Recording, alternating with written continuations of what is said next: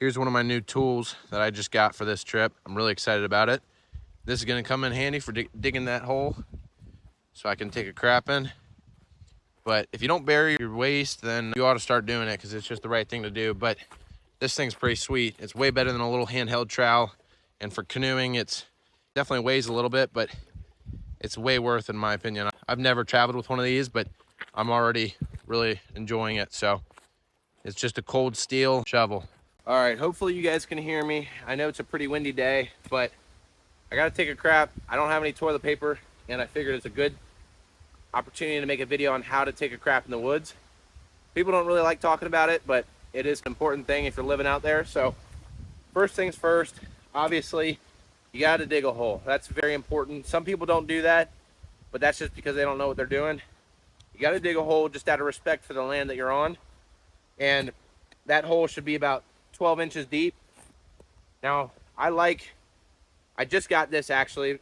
I'm used to using a trowel or a dig stick, but this is so much easier to dig deeper holes. And I'm on a canoe trip up here in Canada, so I'm not really worried about weight too much. But so starting out, I'm just gonna dig a deep hole. Make sure it's wide because it's kind of hard to aim sometimes. And that's just the honest truth.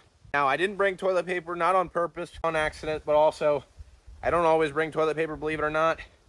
And I'll tell you some methods that you can use to wipe. I've done all different methods, from using moss, which I'm gonna use for this opportunity. And then, believe it or not, NOLS, the National Outdoor Leadership School, the way when you take one of their courses, at least the one up in Alaska, the way that they have you taking craps in the woods, or should I say taking craps on the glacier, because it was a mountaineering course, you don't actually have any toilet paper, and you actually use soapy water in your hand, believe it or not. I was a little bit blown away about that. That is not necessarily my first choice, mainly because it's just a little weird. It feels very old school, I guess. I don't even know if that would be old school. It just seems a little too primitive for me, in my opinion.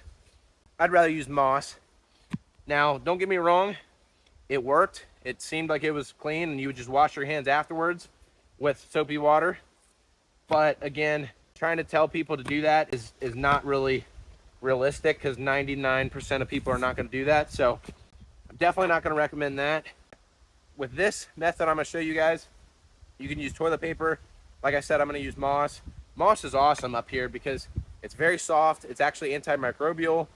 It doesn't fall apart easily, and it maybe doesn't sound that great, but it is probably just about as good as toilet paper. So let's go ahead and dig this hole. I like going deeper than 12 inches just because, out of respect, like I said. Now, while I'm doing this, when I'm picking a place to take a crap in the woods, my number one thing I want to look out for is make sure I'm not near a water source. So I want to be at least 200 feet away from a water source, and that's very important. Also, respect for other people who are enjoying the wilderness.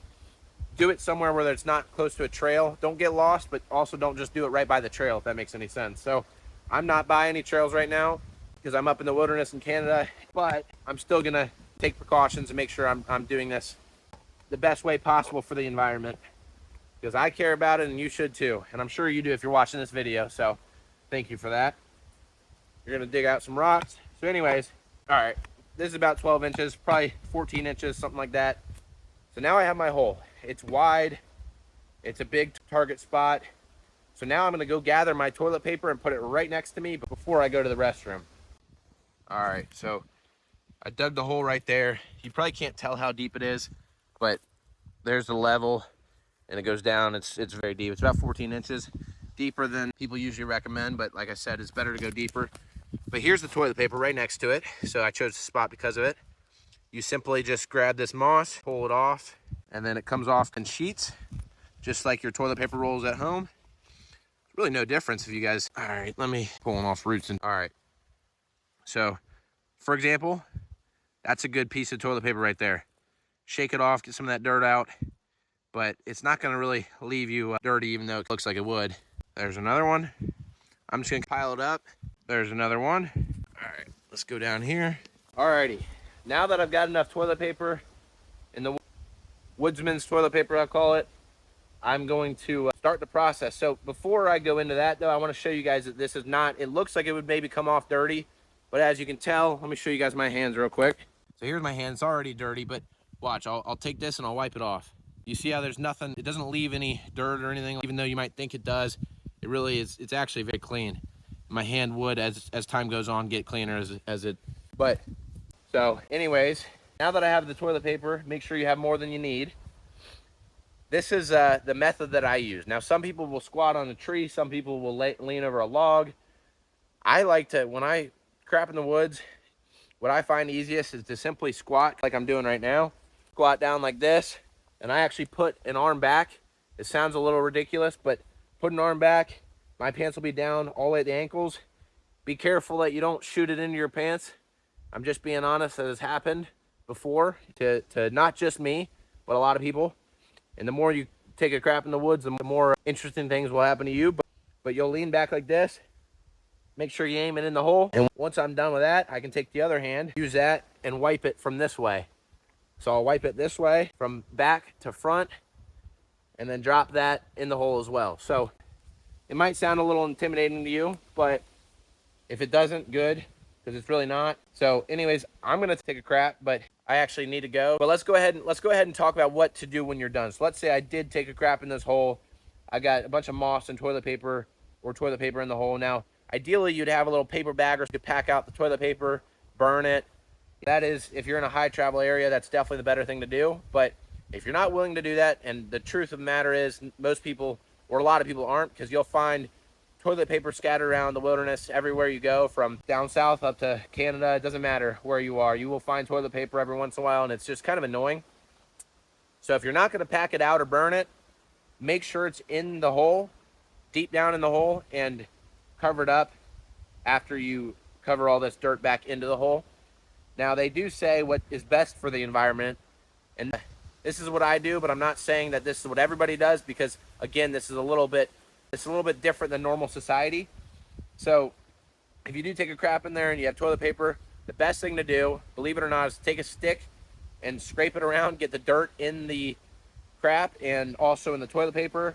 And what that does, it just helps it biodegrade quicker, so you're not just burying a turd that's going to be there for years to come. So I know not everybody's willing to do that, but I do that, and I would recommend you do that as well. If your concern is to take care of the environment as much as possible, which it should be, then I would recommend doing that. But worst case scenario, take a crap, put the toilet paper in, cover it up with dirt, and make sure there's no marks and no one would know that you took a restroom break here. So anyways, if you guys have any questions or anything, let me know.